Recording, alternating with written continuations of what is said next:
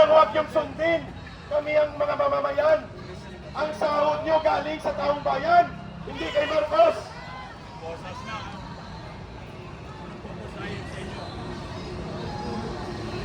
Sige, go ahead. General Taos, kung arestuin kami, i-document nyo sabay-sabay tayo magpa-aresto. O di, libre ang ating apunan, libre ang agahan, kwadyato pa tayo. O sige, ready. Arestuin tayo kung arestuin, go. I-disperse daw mga kaibigan. Pag may plano kayo na arestuhin kami, hindi kayo isang tao lang. Lahat kami dalhin nyo sa kulungan. Isama nyo si BBM! Paulit-ulit na lang, pabalik-balik. Arestuin nyo ang ating na presidente, hindi kaming mamamayan. Dapat yung nasa Malacanang ang arestuhin ninyo. Ang pinaglalaban namin dito, kasama kayo. Kasama kayo dito dahil kayo sinisingil ng mga buwis. Nasaan ang buwis ninyo? Kinukurap. Pumapayag kayo na gano'n. Kung arestuhin nyo kami, lahat kami arestuhin nyo dito. Wala kaming armas dito. Kundi ilaban na ipaglabas, ilaban namin ang aming karapatan. Bilang nagpabayad ng tax. Huwag sa kaming tawanan. Huwag ka't tumawa dyan. Dahil hindi kami nakikipagtawanan dito. Dahil totoo ang sinasabi namin dito. At ito pa, ha? Alam naman namin na pinipicturan nyo kami, kakasuhan nyo kami, hindi kasuhan nyo na. At bago mangyari ang pag-aresto, sasayawan muna natin Zumba Girls ng crime against corruption sa Quezon City. Lumapit po kayo dito. Move forward, please.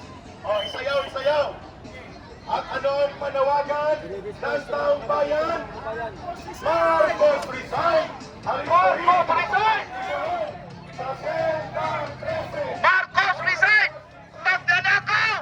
Pinuno ng sindikato dito sa bansang Pilipinas! Marcos resign! Aristuhin! Ang Cebu! Ang Cocaine!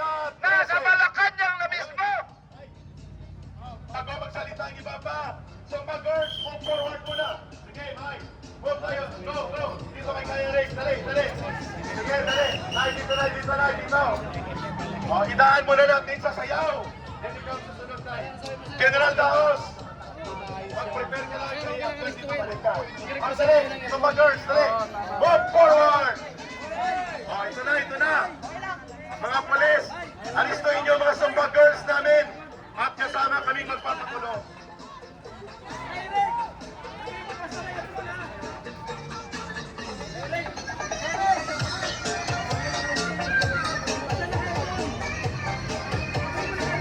Basta naka-aircon daw, maristo kaming lahat.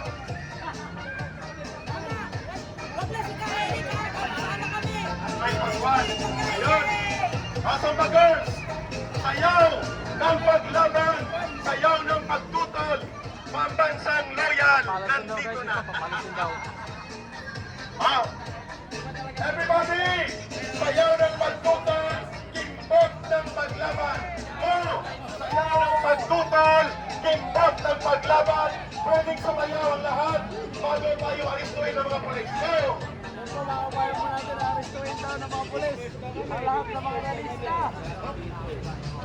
Sa arestuhin daw, pag ayaw magpa-disperse, arestuhin daw. Tama ba naman yun?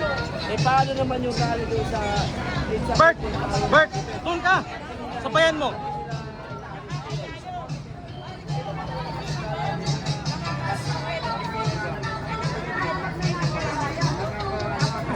Yan yung wala sa akin.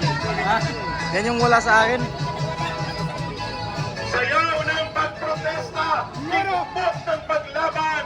Ayan, oh. Yan, hala. Oh? Marcos resign. Oh? Marcos resign. Isayaw. Boss, lagay mo muna yan. Marcos Lagay mo muna. resign. Isayaw. Ikimbot.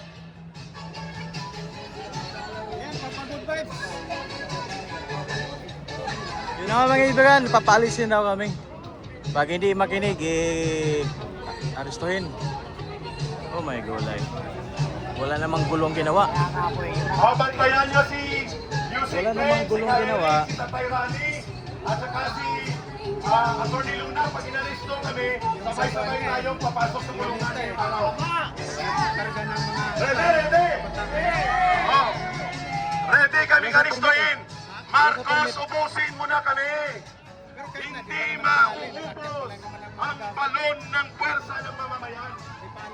Ayan. Wow, Sheena Easton.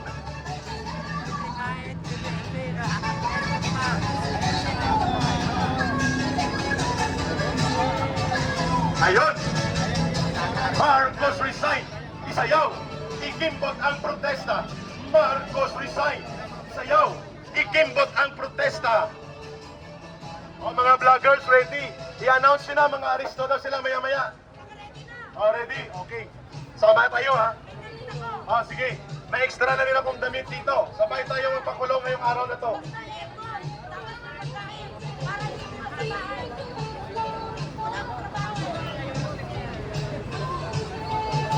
Ako, Ma'am Marilo eh.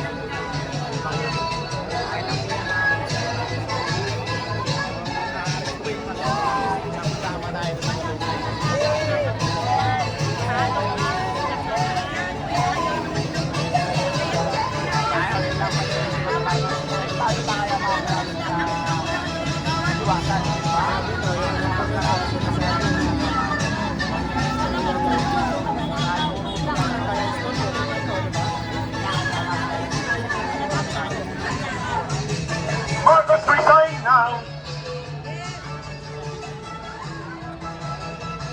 Long distance, Marcos resign now.